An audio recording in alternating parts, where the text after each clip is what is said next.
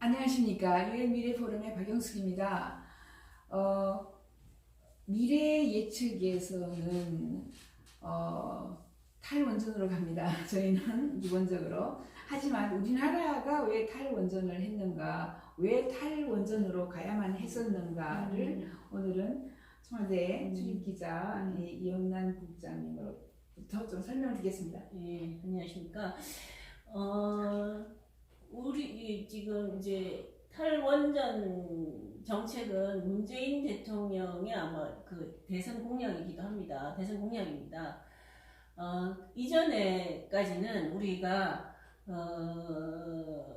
원전 기술에 관해서는 세계 최고죠. 사실은 미국조차 우리 지금 그 원전을 만들어낼 수 있는, 원전을 세울 수 있는 능력이 있는 나라가 세계에 몇 곳이 없는데 그 중에 한 나라가 되었고, 그 기술이 미국에서도 인정을 다 해주게 됐죠.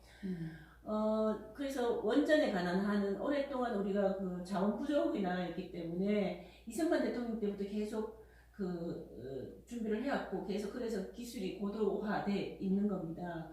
그런데 이제 이명박 정부 때는 그렇죠. 아니 이명박 정부 어쨌든 아닙니다. 거기 계속 고도화 해왔고, 이명박 정부 때는 거기 두바이 같은데 엄청난 그 원전 수출을 많이 했죠. 여러 군데까지. 문재인 정부도 지금 탈원전은 아니다라고 이야기를 합니다. 그러니까 에너지 전환 정책이다라고 이제 그 용어를 바꿔서 쓰긴 하는데, 지금 이제 원자력계나 울진 원자력 발전소에 의존한 지역에서도 마찬가지지만 굉장히 경제적으로 많이 힘들어지고 있고 그렇게 하는데, 탈원전 정책을 너무 급격하게 추진한 게 문제인 것 같습니다. 만약에 정책을 일단 공약으로 내세웠고 이제 탈원전 정책을 간다 할지라도 어떤 준비가 탈원전 정책을 추진함으로써 발생할 수 있는 여러 가지 부작용을 미리 부작용을 준비해 나가면서 서서히 해 나갔어야 되는데, 너무 집권하자마자 제1성이 탈원전이었고 준비되지 않은 상태에서 그것을 받아들였던 업계 또는 그 지역에서 굉장히 큰 충격인 거죠, 사실은. 그리고 요즘 최근에는 또 미세먼지가 너무 극심해지면서 이제 두려움을 사람들이 많이 느끼게 되니까, 우리나라 같은 경우는 그 전기 부족하지 않다라고 하지만 결국은 이런 화력 에너지, 그동안에 거의 원전에 의존한 전기 생산이 대부분이지 않습니까? 근데 그것을 자꾸만 이제 벌써 이제 월성 원전 1호기를 중단하고, 그 다음에 추가로 짓는 것들도 지금 신울 3, 4호기도 지금 이제 이미 한 6, 7천억이 돈이 들어가 있는, 사전 준비 차원에서 들어가 있는데 지금 이제 새로 죽지 않겠다고 하고 있긴 한데, 어쨌든 급작스러운 정책 추진이 지금 많은 반발과 그러니까 부작용을 갖고 오는 것 같습니다. 예. 반발이 많고, 이제 처음에는 그냥 충격 하고 있다가 이제 정부의 힘이 약간 이제 미약해지면서 많은 이제 반발 또는 반전을 이렇게 희망하는 이런 사람들이 많이 일어났죠. 아무튼 이 탈원전은 역사가 미국에서 1979년에 스리마일 아일랜드 섬이 나왔고, 86년에 소련의 체르노빌. 소련의 체르노빌은 한 2년 전에 이 세상에서 가장 큰 바위를 실제로 만들었어요. 만들어서 2개의 바위를 이렇게 붙여가지고 덮어놨단 말이죠, 지금. 그러니까 사태가 일어나면은 해결책이 없다. 당시에 소련도 굉장히 큰 나라였는데 해결 못하고, 2011년에 후쿠시마. 근데 도대체 일본마저도 이제 사건이. 근데 여기서 잘못 알려진 게 뭐냐면, 2011년 후쿠시마 원자력 발전소의 사고라는 거는 원자력의 발전소가 사고가 난 게 아니라 쓰시마 태풍, 쓰나미 때문에 발생한 거였고, 그 쓰나미 때문에 물이 유입 안 되는 거였기 때문에 이제 그러고 또 사망 사고조차도 쓰나미에 의해서 사망 사고가 1,600명인데 아마 정부 대통령이 아마 그런 이제 처음에 그 인용을 할 때 잘못 인용한 부분이 있었던 것 같습니다. 그러니까 원자력 사고로 처음에 몇만이 죽었다 이런 식의 이제 인용이 있었던 것 같아요. 실제로는 원자력 때문에 죽은 게 아니라 쓰나미 사고 때문에 사망 사고였다는 거죠. 네. 아무튼 보면 2016년 현재 호주, 오스트리아, 덴마크, 그리스, 아일랜드, 이태리, 라트비아 등등 해서 포르투갈 원자력이 없고 앞으로도 뭐 보유 계획이 없다라고 했고 벨기에, 독일, 스페인, 스위스는 가동을 중단했고 뭐 등등 전 세계 지금 8개 나라만 원자력을 보유하고 있고요. 그 큰 트렌드는 탈원전으로 가는 겁니다. 왜냐하면 사고가 터졌을 때 뭐 그게 쓰나미든 아니면 재난재해이든 결국은 해결점이 있어야 되는데 해결을 할 수 없고 지금도 아직까지 후쿠시마에서 뭐 여러 이 인체 해로운 물질들이 많이 나오고 있다 이렇게 이야기를 합니다.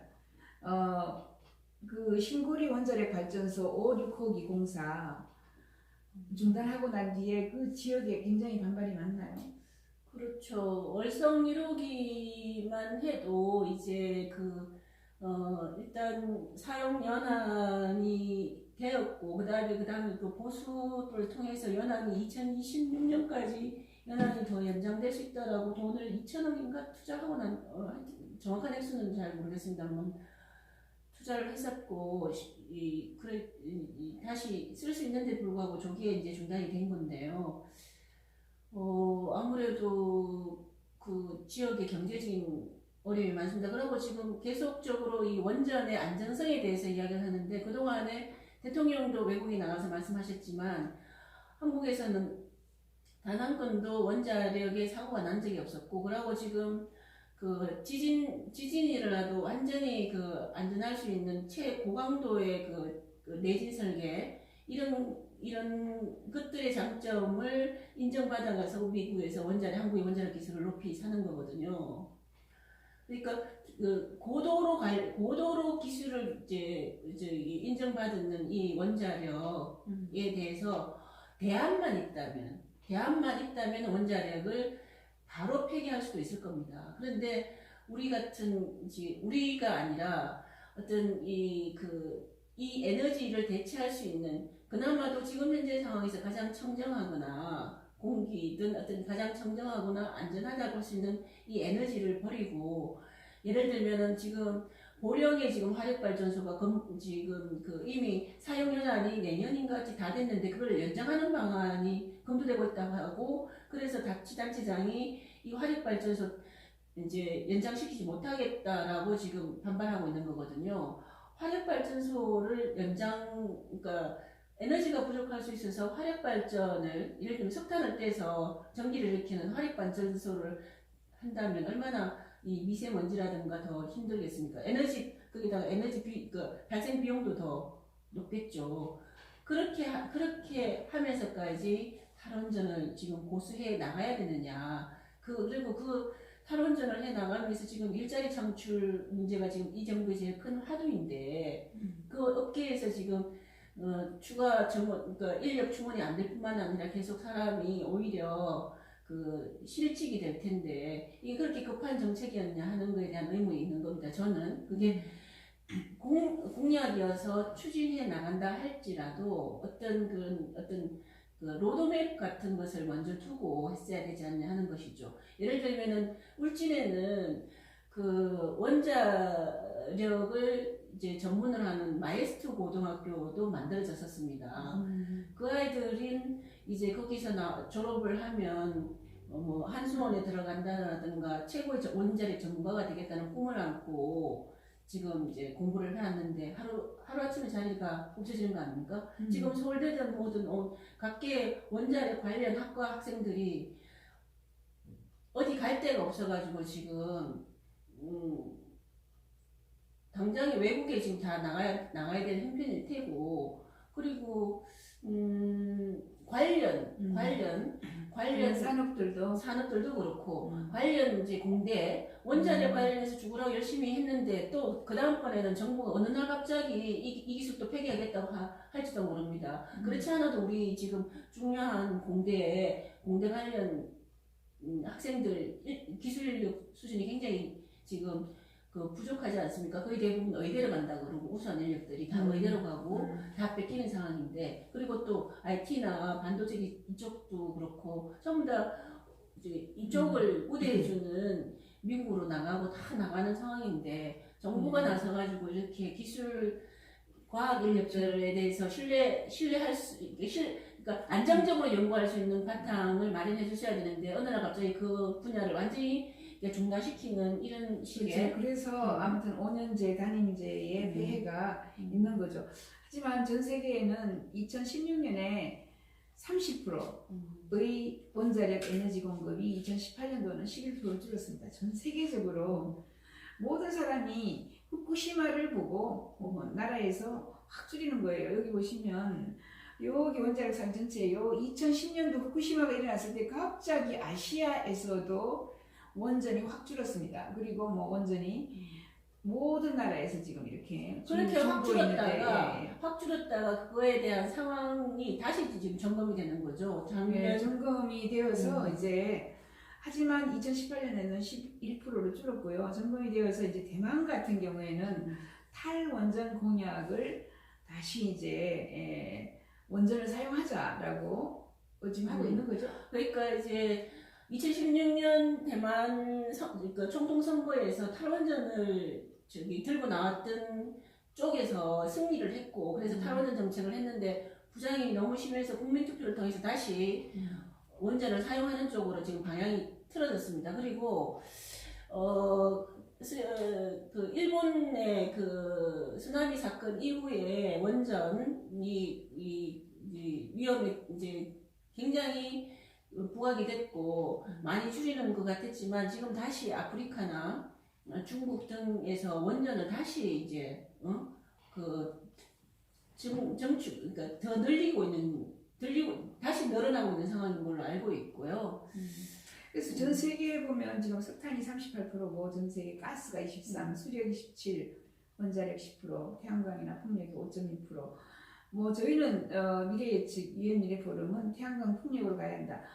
90%의 태양광과 10%의 풍력으로 가면은 이것은 이제 지금 태양광의 효율성이 19%, 20%인데 새로 나온 기술들이 65%짜리도 나왔고요, 82%짜리도 나왔습니다. 그러니까 지금 전체를 듣다가 지금 조그만 한 구퉁이만 이제 덮어도 되는 이런 좋은 기술들이 매일처럼 나오기 때문에 이런 사람들이 이제 태양광 쪽으로 눈을 돌리지 않는가 생각하고요. 이거 가만히 보면 미국이 그래도 지금 현재 가장 많은 원자력을, 두 번째가 프랑스고요, 세 번째가 중국이고 러시아 5위입니다. 한국이 5위. 그래서 한국이 원자력을 굉장히 많이 사용한다 라는 이런 통계들도 볼 수 있고요. 원자력이 그렇게 안정적으로 우리가 관리하고 그랬기 때문에, 그런 안정적인 에너지가 밑바탕이 되었기 때문에 아마 우리가 경제를, 그러니까 단시간에 고도할 수 있는 가장 밑바탕이 되었다고 보고 있고요. 그리고 전 세계적으로 태양광이나 풍력이 늘어난다고는 하지만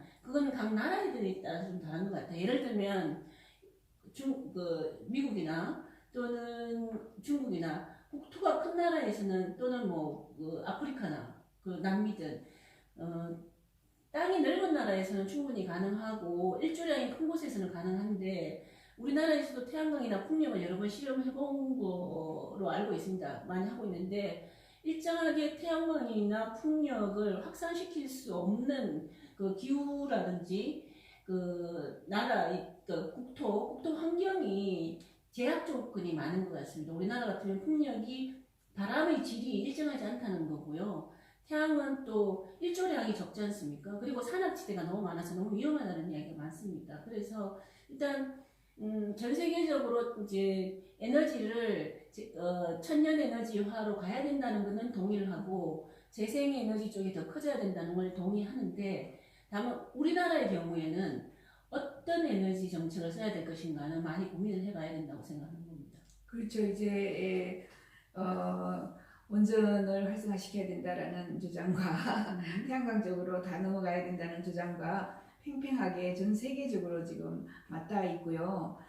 하지만 큰 트렌드는 폐기를 선언하는 나라가 훨씬 더 많다라는 것이고, 이제 지금 현재로 봐서는 한국이 폐기를 선언한 나라는 독일 한 나라이고 폐기를 그렇지 선언해서 않습니다. 여기 보면은 예스라고 폐기 선언한 나라가 여기 뒤에 있어요. 폐기를 현존하는 폐기 결정한 나라가 최근에 결정한 나라 벨기에, 독일, 헝가리, 스위스에만 뭐 이렇게 다 있고 이거는 지금 유엔에서 나온 이런 통계들인데 중요한 것은 이제 원전을 너무 빨리 우리나라에서 없앴다.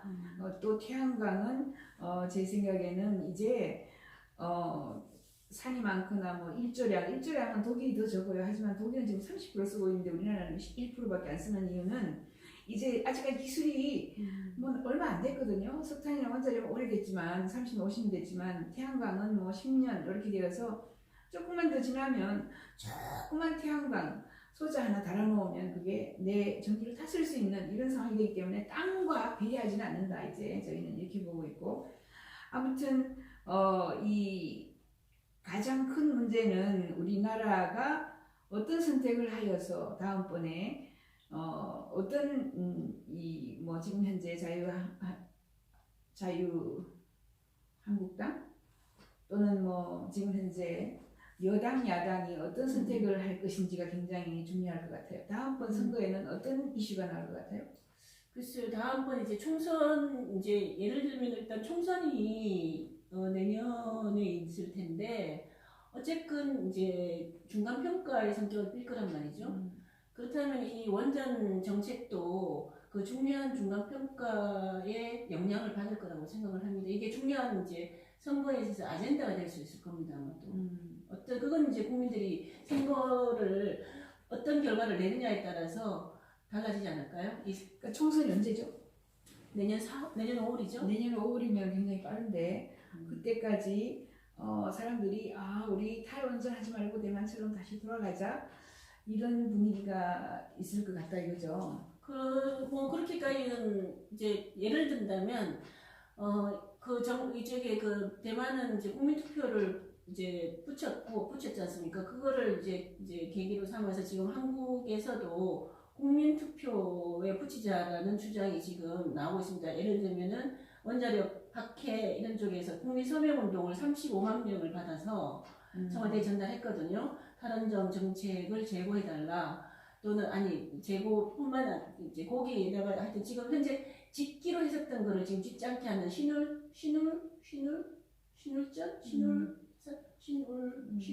원전 3, 4호기 재개해달라. 그걸 지어야 된다. 이런 걸 이제 소망을 담아가지고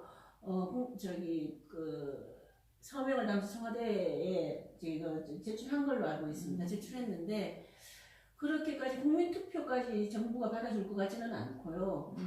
다만 이제 다음번 총선에서 야당은 분명히 그 탈원전 반대의 목소리를 들고 나올 것이고 송영길 여당에서도 그랬었죠. 네, 여당 내에서도 이게 아마 점진적으로 가야 된다는 이야기를 하는 겁니다. 아마도. 그래요.